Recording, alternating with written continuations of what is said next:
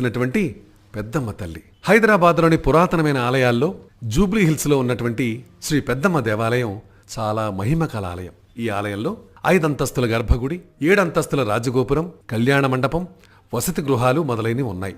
ఆలయ ప్రాంగణంలో ఎత్తైన ధ్వజస్తంభం ఉంది.